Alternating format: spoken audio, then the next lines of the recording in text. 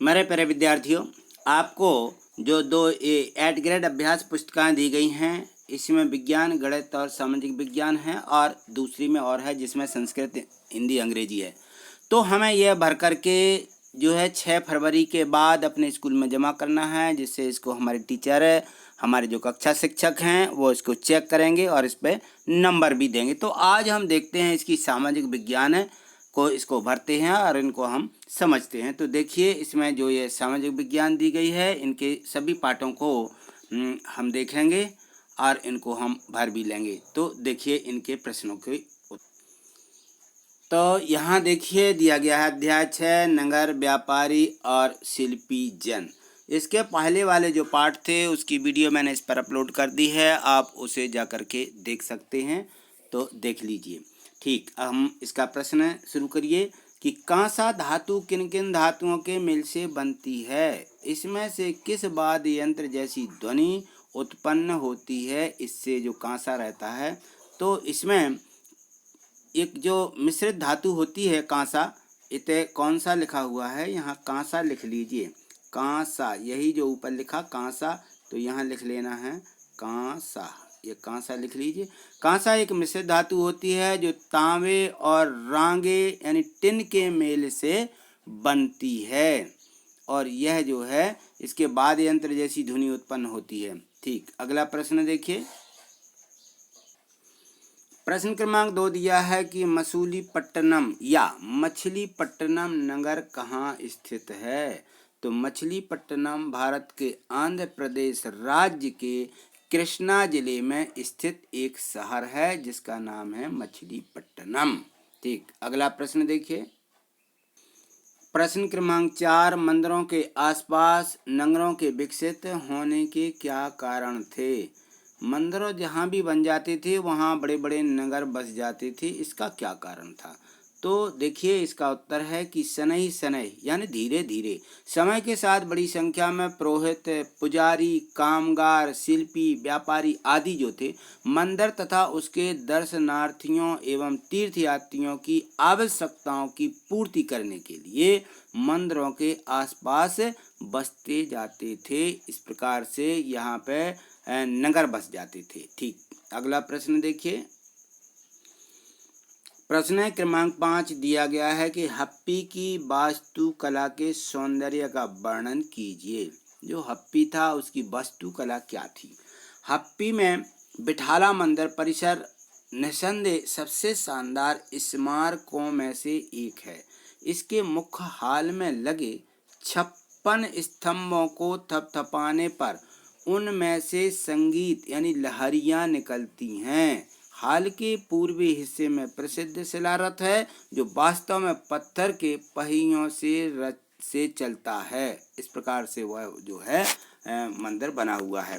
तो ये जो लिखा हुआ है ये 56 है, 5 और 6 ऐसा बना लेना, क्योंकि ये जो है आप पहले वाली जो अंतर्राष्ट्रीय भाषा थी उसमें ये मिलता था। ठीक, अगला प्रश्न देखिए। प्रश्न क्रमांक 6 दिया है कि सूरत को पश्चिम का प्रवेश द्वार क्यों कहा जाता है? सूरत नगर में दूर के प्रदेशों में लोग आते हैं क्योंकि सूरत अरब सागर के तट पर स्थित है और एक प्रमुख बंदरगाह भी था। सूरत से पश्चिम एशिया के देशों से व्यापार होता था, इससे यह पश्चिम एशिया के लिए प्रवेश द्वार था। यहाँ से लोग आते जाते हैं। ठीक, अगला प्रश्न देखें। प्रश्न क्रमांक 7 दिया गया है कि शिल्पकारों का पेशगी की प्रणाली पर काम करने से और इसका क्या आशय है?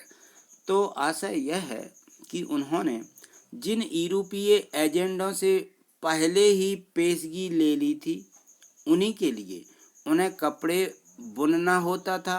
बुनकरों को अपना कपड़ा या बुनाई के नमूने बेचने की स्वतंत्रता नहीं थी। उन्हें तो कंपनियों के एजेंटों द्वारा निर्धारित डिजाइन के कपड़े उनकी मांग के अनुसार बनाना पड़ते थे। इस प्रकार से वो कपड़े बुनते थे। ठीक, अगला प्रश्न देखें। प्रश्न क्रमांक 8 दिया गया है कि 10वीं शताब्दी के अभिलेखों के अनुसार किन किन वस्तुओं पर कर लगाया जाता था? तो जो 10वीं शताब्दी थी उसके अभिलेखों का सारांश है। जिसमें वे शुल्क दिए गए हैं जो मंदिरों प्राधिकारियों द्वारा वस्तुओं के रूप में वसूल किए जा सकते हैं। शक्कर और गुड़, रंग, धागा, रुई, नारियल, नमक, सुपारी, मक्खन, तिल के तेल पर और जो कपड़े थे उन पर कर लगाए जाते थे। और इसके अलावा व्यापारियों पर, धातुओं की चीज़ें बेचने वालों, जो आशावकों को तेल थे, पशु चारे, अनाज के बोरों पर भी, इन पर भी कर लगाए जाते थे। तो इस प्रकार से पहले ये बहुत सी वस्तुएं जो थी उन पर कर लगाए जाते थे। ठीक, अगला प्रश्न देखिए। प्रश्न क्रमांक 9 देखिए। इस काल में काबुल की प्रसिद्धि के क्या कारण थे, उन्हें लिखिए। जो काबुल था उसकी प्रसिद्धि क्या थी? तो इसमें है कि काबुल अपनी पहाड़ी और भूदर्शन के साथ 16वीं शताब्दी से राजनीतिक और वाणिज्यिक दृष्टि से महत्वपूर्ण बन गया। काबुल और कधार सुप्रसिद्ध रेशम मार्ग से जुड़े हुए थे।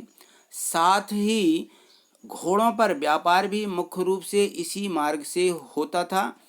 और 17वीं शताब्दी में हीरों की एक सौदागर जो बैप्टिस्ट ने अनुमान लगाया था कि काबुल में घोड़ों का व्यापार प्रति वर्ष कम से कम 30,000 रुपये का होता था। उन दिनों में एक बड़ी भारी रकम समझी जाती थी 30,000 रुपया। ठीक, अगला प्रश्न देखिए।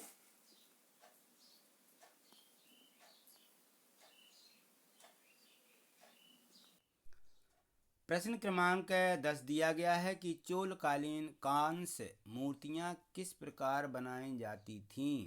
तो उस समय जो कांस्य मूर्तियां थीं चोलकालीन कांस्य मूर्तियां कहलाती थीं। तो चोलकालीन कांस्य मूर्तियां लुप्त मोम चटनी जैसे ही बनाई जाती थीं। इस प्रविधि के अंतर्गत सर्वप्रथम मोम की एक प्रतिमा बनाई जाती थी। इससे चिकनी मिट्टी से पूरे तरह से लीप करके सूखने के लिए छोड़ दिया जाता था। जब वह पूरी तरह सूख जाती थी तो उसे गर्म किया जाता था और उसके मिट्टी के आवरण में एक छोटा सा छिद्र बनाकर उचित उस रास्ते पर सारा पिघला हुआ में बाहर मोम निकाल लिया जाता था। फिर जो चिकनी मिट्टी के खाली सांचे थे उनमें से छेद के रास्ते पिघली हुई धातु भर दी जाती थी। और जब अधातु ठंडी होने लगती थी तो जो वो उसमें जम जाती थी तो चिकनी मिट्टी के आवरण को सावधानीपूर्वक हटा दिया जाता था और उसमें से निकली हुई प्रतिमा को साफ करके चमका दिया जाता था। तो इस प्रकार से उस समय ये जो है मूर्तियां, कांस्य मूर्तियां बनाई जाती थीं। तो इस प्रकार से इस प्रश्न का उत्तर आपको लिख लेना है। तो हमने 1 से 10 तक के ये जो सभी प्रश्न समझे हैं इनको लिख लीजिए और इनको बार बार दोहरा भी लीजिए। और यदि आपको ये सब पसंद आया तो इसे लाइक और शेयर निश्चित करिएगा। थैंक यू, धन्यवाद।